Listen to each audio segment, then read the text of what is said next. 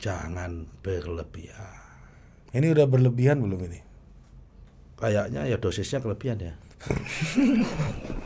Ya obat itu. Upayanya Mas Hasto untuk menyerang Pak Jokowi, menyerang Mas Gibran. Direstui gitu. Iya, sebagai orang yang Kalau kebutuhan rekonsiliasi adalah necessary condition atau menjadi sebuah kebutuhan yang tidak terelakkan, maka yang jadi tereliminasi nanti adalah Hastonya. Titik-titik pertemuan kepentingan antara Pak Jokowi dan Bu Mega ini akan terjadi, Akan Pak, ya? terjadi dan akan ketemu, dan tidak semua masalah itu bisa didekati secara kepentingan politik.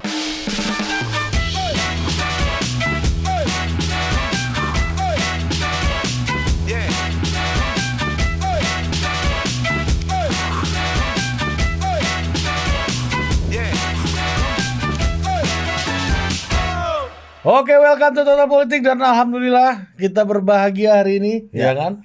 Ngalat berkah malam ini kita ya. Kita kedatangan seorang Kiai. narasumber. Kiai merangkap junto teknokrat, junto politisi, junto aktivis, Penyair juga. junto sastrawan penyair, Ya kan? junto sejarawan, Junto pedagang, junto pedagang. Ya, dulu apa yayasannya Air Mata ya, Pak? mata air. Dulu beliau narasumber skripsi gua, yang diatur oleh Daniel Hutagalung dulu pertemuannya. Kamu mau tahu pemikiran ini dari sejarah pemikiran atau dalam politik praktis gitu ya. Dua-duanya aja Pak Kiai. Sudah bersama kita ada Kiai Nusron Wahid. Assalamualaikum warahmatullahi wabarakatuh. Karena masih bulan Syawal, minal aidin wal faizin, mohon maaf lahir batin. Taqabbalallahu minna wa minkum, taqabbal ya karim. Moga-moga puasa kita, qiyam kita, traweh kita, sujud kita, tadarus kita selama bulan puasa dalam madrasah Ramadan benar-benar diterima oleh Allah Subhanahu wa taala. Amin. Jangan sampai kita melewati bulan Ramadan dengan penyesalan-penyesalan. Iya betul. Yang katanya ada 6 kategori penyesalan. Betul sekali. Menurut Dalam Kiai Nusron ini. hidup ini ada 6 bentuk penyesalan.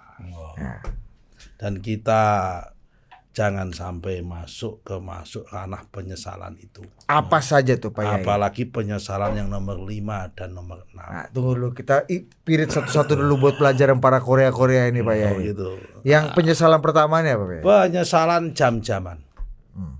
Karena untuk mengobati rasa penyesalan itu butuh minimal 5-6 jam kemudian. Misalnya Menyesal salah pilih warung makan atau menu makan. Kita udah mau makan, udah macet-macet ke Jatinegara pengen makan gulai sama tongseng sama sate di Jatinegara. Saya sampai sana ternyata warungnya belum buka karena masih mudik. Akhirnya makan di sebelah kurang enak. Butuh 6 jam lagi makan malam lagi. untuk menebus penyesalan. Penebus penyesalan itu namanya penyesalan jam-jam. Understand? Yang kedua, kalau saya ngomong understand, jawabannya jangan understand. Stand under. oh iya. Clear. Cetak. Stand under. Oke. Yang penyesalan kedua, Penyesalan harian. Untuk menebusnya butuh hari esok. 1 hari. Misalnya Membelikan kejutan oleh-oleh buat pacarnya Mas Didit, Mas Budi yang lagi punya pacar. belum. Atau si Ari yang lagi punya istri. Iya. Supaya istrinya nggak ngomel-ngomel, dibeliin oleh-oleh karena pulangnya telat. Dibeliin martabak atau apa gitu. Ternyata dengan martabak nggak tambah marah, malah tambah marah. Ternyata dia nggak suka. Butuh besok lagi nebus. Saya mintanya rambutan kok malah dibeliin Martabak. besok. Ya, atau sukanya martabak telur dibeli martabak keju. Kira-kira begitu. Butuh waktu 1 hari kan minimal. untuk dapat suasana itu lagi. Itu namanya penyesalan harian. Yang ketiga, penyesalan mingguan. Untuk menebusnya butuh beberapa minggu. Misal salah potong rambut. Oh iya benar. Ini kamu potong rambut bentukmu seperti ini ternyata salah kan? Iya ini saya Kan nggak bisa kan harus nunggu ini tumbuh dulu baru dibentuk lagi. Iya betul. Minimal 3 minggu baru tumbuh itu. Iya betul. Saya pakai pici. Mingguan. Iya. Ya. Mingguan. Itu. Yang Itu Ri. keempat. Oke, penyesalan mingguan tadi tuh. Ya, penyesalan tahunan. Oke. Bulanan nggak ada ya, tahunan. Nggak ada, bulanan belum ketemu. Langsung jump in. Tahunan. Apa itu? Salah mendidik anak sehingga nggak naik kelas. Oh tahun depan. Tahun depan ikut ujian lagi. Nggak lulus SEP kalau zaman kita SPMB. Nah, UMPTN zaman saya. Ya. Si Permaru zaman Lebih Zaman tua lagi. lebih tua lagi. Nah tahunan habis itu 5 tahunan. oh ada 5 tahunan. Ada salah dukung calon presiden. Penyesalnya 5 tahun Pak itu Pak. Ya kan? karena hanya bisa direvisi di Selama pemilu 5 tahun 5 lagi. tahun mendatang. Lah ada penyesalan yang terakhir Pak yang kena penyesalan seumur hidup nggak bisa direvisi. Apa tuh Yai? Memilih pasangan hidup. Nah, kalau laki-laki ya salah pilih istri. Kalau perempuan salah pilih suami. Sehingga penyesalnya setiap ketemu. Kalau kata orang Banyumas, Rika maneng. Harus ini gitu. Nggak boleh menyesal. Rika Maning ini. Kita masuk ke yang kelima dulu Pak Yai. Penyesalan 5 tahunan. Tahunan. Iya. Ini bakal ada penyesalan nggak ini habis ini nih? Oh, ini sudah banyak yang menyesal itu. Gimana? Sudah banyak menyesal dan sedang melakukan bagaimana proses menebus penyesalan itu nggak menunggu 5 tahun. Oh bisa? Oh, sedang dibuka opsi. Oh ada ini apa istilahnya bukan tobat apa istilahnya tuh? Pak Yai kalau dalam Amnesti. agama amnesti. Ada tag amnesti. Betul, betul. Yang penting declare dulu. Ada pengampunan. Betul. Kalau ya. Ada Ini amnesti. ada proses pengampunan. Saya yakin ini kan tadi MK sudah clear, menang, gugatan ditolak, Final and binding. final and binding. Ya. Besok akan ditindaklanjuti hari Rabu. Oleh KPU kan menyerahkan surat hasil keputusan. kepada presiden dan wakil presiden terpilih. Terpilih sah resmi. Setelah itu didok oleh KPU, Pak Prabowo dan Pak Gibran menjadi presiden terpilih mulai dikawal pas pampres. No. Mudah mulai itu meskipun dilantik. Ya. Mayor Teddy masih di situ nggak Pak Yai? Oh masih. Masih. Melekat. Ya. Melekat kalau itu. Oke. Oke. Nah, setelah itu pasti sudah akan muncul Pak. Penyesalan itu baik dari 01 maupun 03 pasti akan muncul. Di situ mulai. Ya? Ya tanya nanti. Rabu, Kamis, Jumat, terus sampai bulan Oktober pasti akan ada. Itu baru penyesalannya setelah nanti diberikan surat keputusan itu atau sebenarnya sejak 14 Februari itu penyesalan udah bermunculan tuh ya. 14 Februari sore sebenarnya udah banyak penyesalan, cuma kan masih malu-malu kucing. Iya. Alasannya mengatakan kita tunggu hasil realcon apa semua. Sebetulnya dia udah tahu. Realcon udah jadi, udah selesai. Habis itu nunggu MK.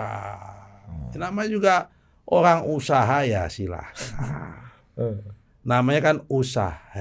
Kalau kata orang Madura, namanya usaha kan kadang untung dan kadang rugi. Ya sudah. Namanya orang pengusaha sedang usaha. Iya. Gitu. Oh gitu. Nah, tanda-tanda penyesalan yang nggak mau ditampakkan itu apa? Misalnya? Ya, celetukan-celetukan yang tidak perlu seperti yang disampaikan oleh sahabat saya. Siapa? Itu Mas Hasto. Oh iya. Itu kan sahabat saya itu. Kok jangan bilang ya. Kamu tahu nggak Mas Hasto itu? Teman saya masuk DPR pertama kali. 2009. 2004. 2004. Komisi 6 dia. Wah, anaknya. itu air mata apa mata air tuh komisinya? Komisinya itu ya pokoknya ada air matanya dan juga ada mata air. Iya. Wow, itu anaknya pinter, intelek, udah ngomong tuh sistematis. Bung Karno banget lah. Dan nampak intelek karena pakai kacamata begitu kan. Iya. Ya, tapi ya kalau ini belakangan terakhir ini ya bicaranya seperti menampakkan penyesalan. Bukannya membela dan ini menegakkan kebenaran dan keadilan. Itu sesungguhnya itu menyesal tapi menggunakan kamuflase bahasa lain. Dia menyesal kenapa kok kita nggak ngikutin maunya Pak Jokowi seperti begitu. Masa? Iya menyesal. Dari apa indikasinya, Pak Yai? Iya. Indikasinya kenapa yang diserang ke Pak Jokowi itu sama keluarganya terus? Iya. Mas Gibran lah diserang. Iya, sebagai pengendara apa nih? Iya, supir truk yang nabrak begitu. Dibilang bahkan Pak Jokowi meminta Pak Rias Rasyid untuk take over PDI Perjuangan katanya Pak. Dia itu lupa. 95% sopir truk itu Korea. Dan 95% ya. 5%-nya ini apa Pak Yai? Ya kadang-kadang ada sebagian yang Golkar, ada sebagian ada yang PKB juga kan. Iya. Dan 95% Korea itu pasti PDIP bos, sopir truk itu bos. Oke. Jadi kalau ada sopir truk yang nabrak itu ya sebetulnya merasa karena kurang pembinaan dari Korea juga sebetulnya. Sopir truk kok Pak. Probabilitasnya lebih banyak PDI Korea. Dulu itu rata-rata dulu Golkar. PNS Golkar. Pedagang Golkar. Wong cilik ya ini. Tapi kalau udah sopir truk, satpam di pasar, tukang parkir di pasar, itu rata-rata PDIP. Korea itu. Wong cilik. Korea. Korea. Karena untuk bertahan hidup sampai harus keringat itu Korea. Tinggal Koreanya sholat apa nggak sholat. Ya. Jadi itu hanya bentuk masalah penyesalan.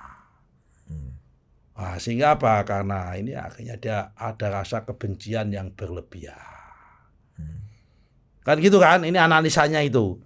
Karena itu ya mumpung ini di bulan Syawal, bulan baik ya. Sudahlah Mas Hasto. Ya kan?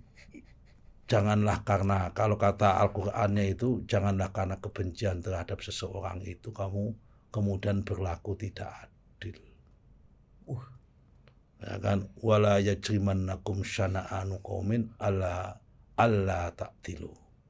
I'tilu innahu huwa aqrabulit taqwa. Gitu. Jadi ya harus adil, jangan kemudian apa yang dilakukan oleh Pak Jokowi semua salah, apa yang dilakukan oleh Pak Mas Gibran salah. Ya karena penyesalan, karena sebetulnya kan ya Mas Hasto kan udah berusaha kan di situ. Berusaha mempertahankan Mas Gibran supaya nggak nyalon kan udah berkali-kali kan. Oh iya ya. Ya dari awal-awal kan nampak sekali. Tapi ya sudahlah. Moga-moga ini bulan Syawal ini saya berharap ini Mas Hasto bisa ketemu sama Mas Gibran. Salaman, sungkeman orang Jawa. Halal bihalal ya supaya begitu. Silaturahmi kan baik, apalagi situasi politik MK sudah menghasilkan begini apalagi. Perkara nggak mau gabung di pemerintahan nggak apa-apa. Tapi kan yang penting kan silaturahmi, nggak boleh putus. Gimana Pak Ari? Betul Pak. Jadi apalagi sudah mau sowan kepada Bu Mega jangan dihambat-hambat. Oh itu emang ada penghambatan Pak yang seperti Mas Gibran bilang. Iya penghambatan saya nggak tahu tapi terkesan tuh ada penghambatan terkesan. Ini karena Bu Meganya memang nggak mau, kemudian orang-orang atau orang-orang yang memang menghindari pertemuan Bu Mega rekonsiliasi ini. Bu Mega itu wong apik. Watine jembar. Oh ya kan? Ngomong anak kabeh dianggap anak Ibu Mega. Bu Mega itu kalau dulu Gus Dur bapak bangsa ini ya ibu bangsa. Ya kan? Mboke bangsa. Semboke bangsa Indonesia. Kalau wong Jawa bilang itu. Mesti ya mau bersedia, nggak mungkin nggak bersedia. Cuma nggak ada yang menyampaikan ke sono. Karena apa? Lingkarannya beliau dikelilingi oleh yang penuh-penuh kepentingan tadi, yang rasa kebencian tadi itu. Sehingga berlaku tidak adil. Lah kenapa ada kebencian itu? Ya mungkin, tapi ini mungkin ya. Mungkin, tapi mungkin karena privilege-nya selama ini sudah menjadi melekat, mendapatkan kenikmatan-kenikmatan dari Pak Jokowi selama Pak Jokowi itu berlabuh di PDIP, bisa ini mungkin takut kehilangan. Mungkin tapi ini bisa salah. Moga-moga saya salah. Ya kan. Gitu, Rik. Ya, ya, Kamu jangan kayak melongok-melongok begitu. Enggak, aku ini. terkagum-kagum aku dengan kebijaksanaan Pak Yai barusan nih kan. Bukan kebijaksanaan. Mboe bangsa ini aku baru dengar nih. Hatinya jembar. Itu kan memang, sekarang apalagi istilah kita kalau ada bapak bangsa kan ibu bangsa. Ibu bangsa. Ibune apa? Bangsa apa? Ibune bangsa Indonesia. Mbok, Simboke. Kalau ibu kan sembok. Iya, sembok. Simboke bangsa negara, bangsa Wow, keren tuh. Iya kan? Gua terkagum. Gus Dur itu coba dulu. Daripada istilah petugas partai ini simboke bangsa Simbol. negara. Ini lebih. Iya, ini bagus ini. Ya kan ini. Saya yakin ini beliau pasti demi kemaslahatan bangsa dan negara. Nggak mungkin Bu Mega itu ingin negaranya hancur. Nggak mungkin. Beliau itu sangat mencintai. Tapi kenapa ya maksudnya gimana menurut Pak Yai Nusron ini ketika ada upaya untuk mempertemukan Bu Mega dan Pak Jokowi, ya kan Pak Hasto malah bilang ketemu pimpinan anak ranting dulu. Ya makanya. Kesannya Pak Jokowi levelnya ya level kecamatan lah. Itulah orang tidak memahami tentang semua itu, segala sesuatu itu dihitung dengan pendekatan strukturalis. Tidak dengan pendekatan kemanusiaan. Pak Jokowi presiden membuka lebaran open house, rakyat semua bisa datang. Nggak ada yang ngomong untuk datang kepada Pak Jokowi harus minta lapor dulu sama Pak Camat atau Pak Lurah. Ada nggak omongan kayak gitu? Nah, Karena apa? Ini pendekatan kemanusiaan. Karena memang Idul Fitri bulan Syawal itu adalah bulan kemanusiaan. Saatnya kemanusiaan kok didekati cara pendekatan struktural.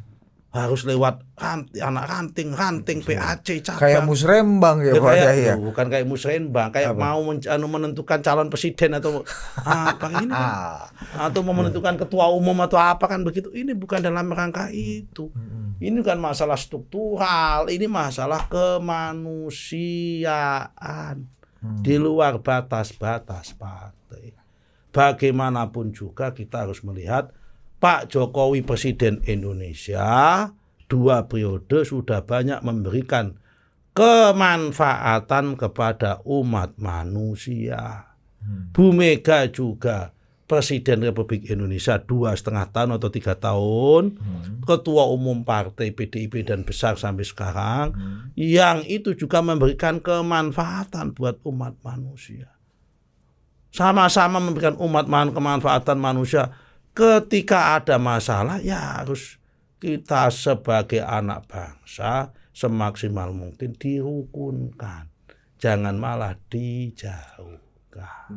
Tapi apa yang terjadi antara Pak Jokowi dan Bu Mega ini menurut Pak Kiai gimana? Dalam artian ini kan kader PDI, tapi malah maju melawan calon yang diusung oleh PDI, ini rasa sakit hatinya kan. Ya laki-laki kan ini masalah ini kan. Kalau ini kan di luar masalah politik. Sakit hati politik itu kan ada batasnya. Jangan dibawa pada mengganggu masalah dimensi kemanusiaan. Pendekatannya lagi-lagi harus kemanusiaan bukan struktural itu. Bukan Ya. struktural. Meskipun sebagai sekjen ini yaitu ini dulu jabatan tertinggi ketemu. struktural. Nanti perkara struktural itu nanti dulu. Jadi ketemu kemanusiaan dulu. Ya kan, yang satu Iya kan? ini kan secara Pak Jokowi Pak Bu Mega kan lebih sepuh. Pak Jokowi lebih muda. Pasti inisiatifnya kan sowan dan sebagainya. Dan saya yakin inisiatif sowan ada. Jangan kemudian dihambat-hambat. Wong Pak Rosan udah ke sana. Ya kan open house. Menteri-menterinya Pak Jokowi pun dengan Tapi saya yakin terbuka. ini masalah waktu saja lah. Pasti akan segera ketemu, saya yakin. Tapi gini, Pak Kiai melihat Tapi ngomong-ngomong aku sambil minum dulu ya. Boleh. Ini masalahnya kalau ngomong begini nggak sambil minum ini. Itu kopi sebelah sana ya. Ini minum teh dulu. Itu ya air putih. Bismillahirrahmanirrahim. Apa jawabannya kita? Bismillah. Mari. nggak ada dengerin aja. Gimana? Nah, Kan begini Pak Yedosron, kalau ngelihat Pak Jokowi dan Bu Mega sekarang ya, kalau ya apa yang disampaikan Mas Hasto ini kan nggak mungkin tanpa pengetahuan Bu Mega, dan ini adalah suasana hatinya Bu Mega dan semarah itu ternyata kayaknya gitu. Jangan-jangan Bu Mega happy dengan Kenapa happy? bukan karena setuju dan happy dengan Happy kan upaya keras Mas Hasto. Happy kan menantunya Bu Mega. Oh iya benar juga. Upayanya Mas Hasto untuk menyerang Pak Jokowi, menyerang Mas Gibran. Direstui gitu. Iya, sebagai Ya. orang yang Ya, ya saya itu- nggak tahu ya. Kalau itu- soal itu saya nggak tahu. Tapi kalau bagi saya nggak tahu. Tapi ya ada bahasa Jawa mengatakan ngono ya ngono ning aja ngono. Ya kan hubungan seserawungan itu kan dalam gesekan dalam rumah tangga sama bertetangga kan ya biasa. Apakah dalam bertetangga ini kan kadang-kadang bentuk pagar, bentuk kenteng kan biasa. Tapi kan tetap kalau lebaran kan datang. Kadang-kadang malah kirim makanan juga. Kalau tahu seperti itu. Kalau hubungan kemanusiaan juga namanya juga orang, ada proses suami istri yang kemudian bercerai pun lebaran masih pada saling berkontak dan pada saling ini, apalagi masih punya kalau sempat punya anak. Masih sering berkontak dan berkomunikasi. Nah, tapi kan ini keras banget gitu. Apakah Pak Jokowi menurut Pak Kiai masih akan berupaya untuk Merajut kembali di tengah kayaknya sekeras ini? Gini ya, Segmennya. Pak Jokowi juga manusia biasa. Punya batas-batas kesabaran juga. Wah, ini nih. Gitu. Bu Mega juga manusia biasa juga. Punya rasa sakit hati juga. Tapi saya yakin pasti yang akan mempertemukan adalah keadaan. Alam yang akan menentukan, yang akan menggiring. Kalau saya yakin kalau dua-duanya itu sama-sama mempunyai niat baik, dan saya yakin dua-duanya itu punya niat baik untuk kepentingan bangsa dan negara ini, pasti cepat atau lambat pasti akan terjadi pertemuan ini. Karena pasti di suatu saat nanti cepat atau lambat titik-titik pertemuan kepentingan antara Pak Jokowi dan Bu Mega ini akan terjadi, Pak, Akan ya? terjadi dan akan ketemu, dan tidak semua masalah itu bisa didekati secara kepentingan politik.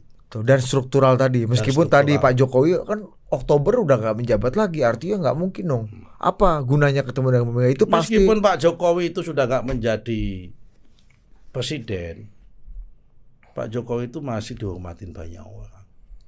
Karena yang senang dan cinta sama Pak Jokowi itu banyak. Meskipun ya ada yang nggak suka juga, biasa manusia. Kenapa? Ya memang begitulah manusia itu. Pepatah Jawa mengatakan pitik ora ninggal teleke, barang apik ora ninggal eleke. Nah, Pak Yai, sampai Mas Gibran mengatakan omongan Mas Hasto ini sangat meresahkan karena ingin bersilaturahim malah dihalang-halangi gitu. Nah, maksudnya gini. Gini, kalau Mas Hasto sama Mas Gibran ini sudah personal banget ya, saya lihat ya. Itu tadi. Itu tadi Mas Gibran, Mas Hasto itu sama Pak Jokowi sama Mas Gibran ini udah personal banget. Iya. Itu tadi karena bentuk penyesalan tadi. Iya. Penyesalan ternyata Pak Jokowi, dia menyesal karena kenapa aku nggak dulu ikutin itunya Pak Jokowi ya gitu. Iya. Ternyata Pak Jokowi yang menang. Kan secara politik Pak ya. Iya. Kan pertandingan politik kan semua orang pasti pingin menang. Nggak ada pertandingan politik pingin kalah. Adapun kalau ada yang ngomong bahwa pertandingan politik ini secara moral ini begini meskipun kita kalah tapi begini, ya sudah, karena sudah kadung kalah mau ngomong apa lagi. Tapi sebelum bertanding itu semua orang pasti pingin menang. Nggak mungkin nggak pingin menang. Namanya pertandingan kompetisi kok masa pingin kalah. Tapi habis itu kan salaman. Habis itu salaman. Orang dagang pasti habitatnya pingin untung. Ya. Kalau orang pertandingan pingin menang, kalah nggak mau. Drew aja kalau perlu nggak mau gitu loh. Drew itu kalah juga. Gitu. Kecuali kalau Drew bisa meloloskan babak kedua kan itu misalnya. Nah kan gitu kan. Iya. Ya tidak, karena udah kadung personal penyesalan kemudian benci. Karena menyesal berlebihan akhirnya benci. Oh, ini sebabnya menyesal berlebihan. Ya, kemudian benci. Lah orang kalau udah kadung benci itu, ya udah tadi berlaku tidak adil tadi saya katakan tadi itu. Wala yajrimanakum syana'anu qaumin ala alla ta'dilu tadi itu. Udah levelnya masuk benci nih Pak ya. Menurut moga-moga saya salah. Iya. Tapi penyesalan yang kemudian naik satu oktav jadi benci gitu kan. Bagus juga cara menghindarnya. Moga-moga saya salah. Tapi apakah penyesalan yang kemudian bisa naik satu oktav menjadi kebencian ini itu juga beresonansi ke PDI lain yang mungkin sebagian di hatinya kepengen amnesti juga Pak Yai. Siapa sih manusia yang ingin berantem seumur hidup? Di mana-mana orang tuh kalau ingin pertandingan selesai, inginnya selesai. Berangkulan tinggal kita atur bagaimana selanjutnya. Wong perang aja pasti ada akhirnya kok. Tidak mungkin Pak yang namanya alam ini siang itu akan terus-menerus Pak. Pasti siang berganti malam, malam berganti siang. Cuma kita nggak ngerti. Tergantung cuacanya. Kalau musim panas siangnya lebih banyak daripada malam. Di Eropa sono. Kalau di Indonesia sama. Kalau musim pendingin malamnya lebih banyak. Karena memang itu alam. Nggak mungkin udah, itu pasti. Nah, balik lagi soal kebencian tadi Pak Yai. Dengan situasi kebencian itu apa Pak Jokowi masih mau untuk berupaya membangun komunikasi lagi dengan Bu Mega? Atau seperti kata Pak. Apa harapannya sehingga pengen itu sih untuk bangun komunikasi ini gitu. Ya, atau seperti kata Pak Harto nggak paten. Nah, gitu. Gini nggak bisa gini. Pak Jokowi ini presiden dan kepala negara sampai bulan Oktober. Dan beliau jiwanya besar. Pasti ingin dengan rakyat ingin mengayomi, masa dengan tokoh nggak ingin ketemu. Apalagi tokoh sebesar Bu Mega, mantan presiden, ketua umum partai, dengan kursi 100, sementara 106, ya kan? Sementara 111, nanti 110, 11 kan tergantung nanti hasil P3 kan. Kalau P3-nya permohonannya dikabulkan jadi 106. Kalau permohonannya P3 ditolak ya 111. Kita lihat dalam perkembangan nanti begitu. Kan pasti butuh semua sama-sama ini untuk mengayomi semua. Apalagi ibu bongso tadi kan. Apa mbok ya apa bongso kan? Semboe bongso. Mboke harus semboe bongso. Nah, tapi kalau kayak begitu kenapa Mas Hasto yang disampaikan oleh Mas Gibran mengatakan yang menghalangi hubungan ya mungkin pertemuan? karena perilaku dan statement-statementnya Mas Hasto. Kan memang selama ini kan peranan untuk berkomunikasi sama ibu kan ya lebih banyak lewat Mas Hasto. Ya apapun Bu Mega manusia. Manusia itu ada keterbatasan pergaulan dan informasi. Semua sangat tergantung dengan lingkungan. Nah mungkin lingkungan sekitarnya beliau masih, tadi saya katakan masih banyak yang sakit hati atau apa sehingga tidak menyampaikan informasi itu dengan baik dan mencoba untuk merajut dengan baik. Apakah eksponen amnesti yang menginginkan amnesti itu nggak bisa ada di lingkungannya Bu Mega juga Pak Yai? Atau mempengaruhi Bu Mega kalau tadi Pak Yai bilang bahwa ini tergantung Gua nggak mau pakai sirkulasi kata udara. amnesti, gue lebih ya mau rekonsiliasi. Rekonsiliasi tapi bahasa dia kan amnesti kan. Ya saya yakin pasti akan ada rekonsiliasi. Ya kalau itu iya. Iya pasti. Nggak, yang orang circle-nya Bu Mega, eksponen rekonsiliasi dan politik, eksponen oposisi. Politik kan begitu dimanapun di tengah-tengah kan raja, di lingkungan raja-raja itu kan pasti terjadi pada intrik-intrik politik dan kepentingan-kepentingan. Ada yang begini, ada kan biasa dimanapun. Kalau kita tonton film Korea juga begitu, kita tonton film Cina juga begitu. Hampir semua raja-raja dulu kita tonton film-film Jawa juga begitu. Di lingkungan raja-raja pasti ada gesek-gesekan begitu. Itu biasa. Biasa ya. Ya, tapi saya ingin menyampaikan pesan lewat podcast ini, jangan berlebihan. Ini udah berlebihan belum ini? Kayaknya ya dosisnya kelebihan ya. Ya obat itu.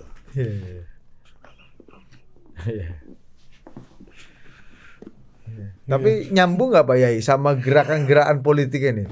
Dosis ini nyambung nggak sama political movement misalnya di parlemen kerasa nggak perlawanannya? Nggak terasa. Belum terasa. Grassroots kerasa nggak perlawanannya? Belum terasa. Terasa kemarin waktu muncul kan waktu di MK mencoba membuat jalan tengah. Amicus apa itu kemarin? Korea, amicus Korea ini kan. Oh, Amicus Korea. Itu kata Babang Pacul, amicus Korea kan. Amicus Korea itu kan sebetulnya Bukan. Amicus Korea. Amicus Korea. ya Amicus Korea ini kan sebetulnya dalam rangka untuk mencari mau disetting untuk jalan tengah yang intinya itu Prabowo yes Gibran no kan. Kan masih dalam rangka unsur Oh, ini akar masalahnya di sini. Ya. Ke Pak Prabowo-nya nggak terlalu problem. Gibran no. Tapi ini satu tubuh kan Prabowo Gibran ya, ini karena sekarang. ada variabel Pak Jokowi. Dia mau mencoba mengeliminasi peranan Pak Jokowi dalam panggung Republik ini.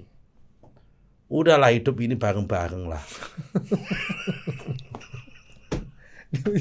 Ujungnya pesan kehidupan ini Bos.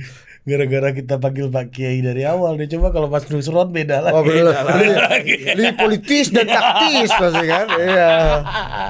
Benar-benar. Langsung bijak dan bajik beliau kan. Iya, kalau kita panggil Prof Nusron beda lagi. Ini teknokratis Itu secara semantik. Ini ada Yai Bos. Ya ini dia harus jaga dengan. Kalau ketua yayasan mata air nih mana? Yayasan Mata Air kan concernnya dulu pada pemberdayaan pendidikan kan. Ya, Bung. Ya. Enggak, tapi kita Yai aja. Ini pegawainya dulu. Gitu kan. Agus Lambang ini kan. Iya. Itu bagus. Gus, ini kamu tak ajari kerja. Gitu. Oke, apalagi? Iya. Oh, gitu. Jadi nggak akan gini Pak Yai, apakah langkah Mas Hasto ini bisa merusak langkah-langkah rekonsiliasi yang sebenarnya juga mungkin diinginkan oleh sebagian kelompok lain dan ini di PDI? Iya, pertanyaannya. Dan bahkan Pak Jokowi. Pertanyaannya gini lah. Gini. Dan mungkin Bu Mega. Kalau kebutuhan rekonsiliasi adalah necessary condition atau menjadi sebuah kebutuhan yang tidak terelakkan, maka yang jadi tereliminasi nanti adalah Hastonya. Oh. Terbalik, itu namanya dia akan terlibat dalam gelombang alam. Kalau PDI oposisi justru Hasto bendera lagi tinggi itu ya. Kalau PDIP ya oposisi berarti tergantung. Karena dalam PDIP kan ada banyak variabel di sana. Iya. Oposisi pun bisa oposisi kalah, oposisi yang moderat bagaimana. Gitu. Tergantung mana secara. Iya, karena kalau oposisi itu Pak, kalau dalam konteks check and balances di dalam pemerintahan, kata kuncinya di parlemen, bukan di partai. Oke. Ya kan. Tinggal masalahnya adalah sejauh mana interrelasi antara partai dengan parlemen. Ya. Kalau sekarang kan galaknya Mas Hasto tidak terresonansi ke parlemen, tidak asimetris. Tidak simetris. Ya. Asimetris dengan Mbak Puan. Tapi di sini saya nggak mau komentar lah, itu kan rumah tangga orang. Betul. Ini analisa aja kan sebagai Bung Nusron. Saya kan bukan pengamat, saya kan pelaku. Betul. Tapi buat Pak Prabowo ini ada. Ini pertanyaan gua dulu di sebelum itu. Boleh. Gimana mungkin analisanya gimana itu logikanya? Prabowo yes Gibran no ini gimana logikanya ini? Tanya sama yang menjadi amicus Korea jadi amicus itu dong. Enggak, menurut Pak Nusron ini masuk akal kan itu muncul dari Pak Nusron maksudnya. Dari tim hukumnya. Semua gugatan muncul gugatan. Ada elemen itu. Minta Prabowo didiskualifikasi. Minta Gibran didiskualifikasi. Ada kan? Ya. Di situ. Loh ini kan aneh, wong ini tuh hasil sengketa namanya PHPU. Ya kan? Perselisihan hasil pemilihan umum. Bukan perselisihan pendaftaran pengesahan pemilihan umum, Pak. Kok minta pemilunya udah jalan? Semua proses jalan kok minta didiskusi dari mana prosesnya? Tapi mau dipaksakan. Iya. Dengan Karena dianggap bahwa munculnya Gibran itu menjadi sangkarut atas ini semua. biang keladinya. Iya, menurut persepsi mereka. Kalau saya enggak, sangkarutnya bukan itu, kan mereka kalah jadi sangkarut. Penyesalan 5 tahun. Iya, kalau menang ya enggak jadi sangkarut. Itu aja rumusnya kalau saya itu. Saya kan ngikutin Pak Mahfud. Udahlah, kalau pemilu ini kalau yang kalah pasti mengatakan curang gitu. Iya. Itu Januari 2023 Pak Mahfud ngomong Iya, gitu. udah ngomong begitu. Masih pakai pin Menko Polhukam ini. Nih, catat kata saya. Gitu, kata Pak Mahfud gitu kan. Iya. Tapi juga kata Pak Mahfud, Pak Yai, baru kali ini Ada dissenting opinion. Saya berpengalaman dalam Gini, persidangan MK nggak ada dissenting karena opinion. ada menurut saya hakimnya itu yang tidak konsisten menjalankan undang-undang. Ya kan, kalau mengacu pada 3 undang-undang. hakim ini. Iya, gimana wong kalau kita mengacu pada hakim pada undang-undang MK nomor berapa itu, pasal 75 atau berapa itu. Di mana MK itu kewenangannya hanya Perselisihan hasil. hasil pemilu, bukan proses pemilu. Semua yang didisentingkan itu kan masalah proses pemilu. Di undang-undang pemilu juga mengatakan bahwa yang dibawa ke MK itu hanya hasilnya, bukan prosesnya. Kalau prosesnya kan hanya Bawaslu. Itu undang-undang. Makanya Kecuali kalau mau mengatakan itu ya, kecuali kalau ini bukan sengketa PHPU, ini adalah judicial review atas undang-undang MK dan undang-undang pemilu. Jadi semua isinya dissenting opinion 3 hakim tadi ini, Sadi Isra, Arif Hidayat, Eni, ya kan? Ini semua itu adalah substansinya itu dissenting opinion terhadap isi materi judicial review atas undang-undang pemilu dan undang-undang MK, bukan PHPU. Karena dia ingin menarik MK itu tidak hanya menjadi persetujuan hasil, tapi masuk ke dalam proses menilai semua proses politik dan proses pemilu. Padahal undang-undang sudah memutuskan itu. Perselisihan hasilnya. Hasilnya ini kan hasil revisi undang-undang pemilu dan undang-undang MK yang terakhir. Dia mengacu kepada dulu undang-undang sebelum direvisi, di mana ada 3 pilkada, 2 pilkada di Kalimantan Tengah sama di NTT bisa didiskualifikasi sama MK. Itu kan ketika undang-undangnya belum ada pemilihan mana tugas Bawaslu, mana tugas MK. Nah ini kok tiba-tiba itu ditarik ke situ menjadi wilayah ada dissenting opinion tuh kan jadi lucu. Ya karena poin-poin dissentingnya itu kan tadi tuh ada politik bansos, Ya etika, itu kan semua proses. penyalahgunaan jabatan. Ya itu kan proses menuju ke sananya, semua itu bukan hasil.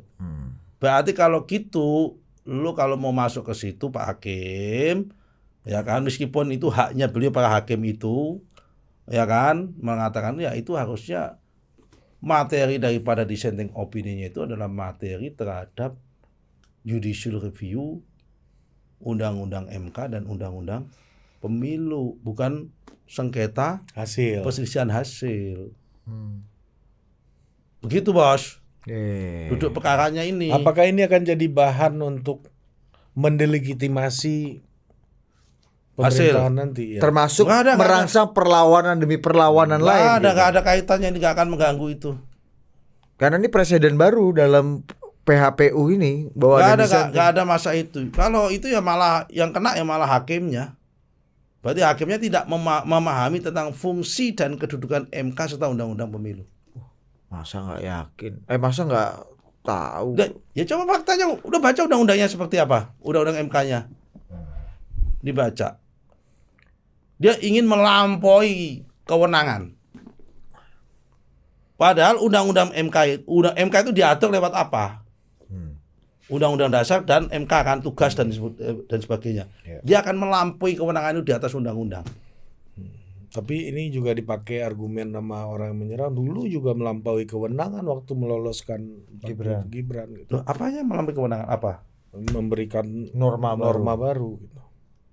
Kalau memberikan norma baru, MK udah punya jurisprudensinya dan itu tidak ada dalam batasan undang-undang bahwa nggak boleh membuat norma baru. Oke. Kalau ini kan ada jelas tentang hasil perselisihan hasil itu hanya proses, prosesnya tidak hanya hasil. Tertulis di situ. Iya. Kalau itu. Oke. Oke. Nah, ini Pak Yai ini kembali ke Pak Prabowo dan PDI lagi tadi. Ya. Oke lah kan Pak Yai tadi nggak mau bilang itu kan internal PDI lah, aku nggak mau ikut-ikut nih apakah beresonansi dan simetrik atau enggak dengan ke parlemen. Tapi buat Pak Prabowo sendiri, butuh nggak Pak Prabowo ada PDI bersama-sama dalam governing 5 tahun ke depan? Gini, Kebutuhan Pak Prabowo akan PDI gimana? saya nggak mau komentar satu persatu. Saya mau komentar secara umum aja. Nanya juga satu doang. Ya kan? Intinya persatu Pak Prabowo butuh strong government dan strong leadership. Pak Prabowo ini figurnya kuat banget. Nah, strong leadership kan, strong leader. Bagaimana strong leader ini ditopang dengan strong government? Nah, strong government-nya dari mana? Dibutuhkan koalisi yang mayoritas.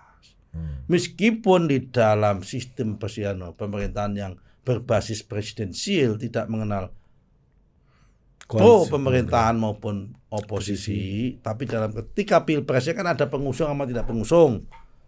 Nah, pasti dibutuhkan sesama pendukung yang akan disupport di dalam parlemen. Disinilah kebutuhannya Pak Prabowo. Tidak hanya butuh terhadap PDI, butuh terhadap semuanya. Butuh terhadap PKB, butuh terhadap P3, butuh terhadap apa lagi? Nasdem, PKS. butuh terhadap PKS, terhadap PDI. Kenapa? Karena faktanya dari 8 partai untuk sementara ini yang lolos kan baru 4 partai. Ya kan? 4 partai itu mana saja? 4 partai itu Golkar, Gerindra, PAN sama Demokrat, dan itu baru menguasai 48% alias 282 kursi. Padahal jumlah anggota DPR-nya itu 580. Ya kan? Kalau itu membutuhkan minimal 291 majority. Nah, pasti butuh. Apakah nanti PKB duluan? Apakah Nasdem duluan? Apakah PDI duluan? Apakah P3 duluan atau PKS duluan? Mana itu? Ini bisa jadi ini akuisisi bertahap ini ya. Dan saya yakin setelah hari Rabu nanti dari KPU bertahan bergelombang pasti akan ada partai-partai yang ingin bergabung dengan pemerintah. Karena P3 aja kemarin di acara partai Anda kan Pak Yai udah makan bersama. Itu reunian KIB itu ya. KIB mengatakan KIB tidak bubar. Pada kita Pak Yai. Padahal dulunya dia mengatakan KIB secara de facto udah bubar. Itu P3 ngomong begitu. Iya, satu bantal beda mimpi. Ya. Kena pula kita Marokai gara-gara tema ini dulu ya. Itulah Pak Yai. Kita ngomong poligami itu. Aduh. Oh iya. Oke, nah satu lagi terakhir. Tadi kan Pak Jokowi, tadi kata Pak Yai Oktober selesai. Artinya Pak Jokowi akan memainkan perannya yang baru. Entah seperti apa kita nggak tahu. Tapi kita punya hajatan politik yang tidak kalah besar dibanding Pilpres dan Pileg, yaitu Pilkada serentak. 27 November pelaksanaannya. Di mana dan seperti apa peran Pak Jokowi di Pilkada serentak nanti kah Pak Nusron? Pak Jokowi pasti masih akan mengendalikan dan ikut sumbang saran. Ya kan? Mengendalikan dan sumbang saran aja udah nggak nyambung ini Pak Yai. Ya, mengendalikan dan sumbang saran terhadap proses penentuan pasangan di daerah-daerah tertentu yang itu vital. Misalnya Jawa Tengah, Jakarta, Sumatera Utara, Jawa Timur, Jawa Barat, semua dong. Nah, itu kan yang vital yang tadi disampaikan oleh pendukung tim hukumnya 01, 02, 03 minta pemilihan ulang itu. Minta Jawa kan DKI, Jawa Barat, Jawa Tengah, Jawa Timur, Bali, Sumatera Utara. Aduh. Ya, itu 70% pemilih dong kalau gitu. Iya, Bang Refli itu minta itu tuh, clear. Nah, gitu, Bos. Ya apa konkretnya gimana maksudnya mengendalikan dan Dan sumbang saran ini gimana Ya, Pak? Pasti ini dua-duanya atau salah masih satunya? usul, pasti akan usul secara tidak langsung. Baiknya Jawa Tengah si ini saja, Jawa Barat si ini saja, terus ini saja, pasti akan masih usul itu. Ini cawe-cawe nggak berarti Pak Jokowi? Ya enggak lah, namanya usul kok cawe-cawe. Sebagai orang tua presiden kok usul. Faktor yang mengendalikan ini gimana Pak? Mengendalikan ya namanya mengendalikan kan bagaimanapun juga pengaruh beliau terhadap pimpinan partai kan masih kuat. Itu mengendalikan. Itu mengendalikan. Sampai kandidasi ya. Ya tapi tidak semua ya, sama daerah-daerah tertentu yang itu akan menjadi vital untuk perjalanan politik. Siapa? Perjalanan politiknya? Ya bisa kayak Jakarta, ya tadi daerah saya sebut itu kan yang Ya. daerah vital untuk kepentingan politik mendatang. Sumbang saran nih gimana sumbang saran? Kalau menang di rata-rata kan pilihan presiden kan yang pasti menang di daerah yang saya sebut tadi itu pasti menang di situ. Kalau kalah situ ya pasti kalah. Untuk apa itu di sumbang saran? Untuk perjalanan pemerintahan mendatang supaya karena itu kan daerah besar, penduduk besar, mayoritas program ada di situ supaya simetris antara pemerintah daerah dengan pemerintah. Bukankah keinginannya Pak Prabowo otomatis sama dengan keinginannya Pak Jokowi. Jadi Loh gini, namanya manusia kadang-kadang ada tujuan sama, kadang-kadang selera berbeda. Tujuan sama, tapi soal lewat jalan mana, kadang-kadang itu masalah selera. Ada yang senang lewat jalan tol, ada yang senangnya lewat Kemang, jalannya belok-belok, ada yang lewat Sudirman karena pemandangannya cantik-cantik, atau ada Indah dan sebagainya. Tapi tujuannya sama. Istana Negara. Ini mungkin masalah selera, pilihan jalan. Jadi ini bukan sebuah jalan untuk disiapkan untuk Mas Gibran di 2029. Oke, sama terus jumpa lagi di Total Politik.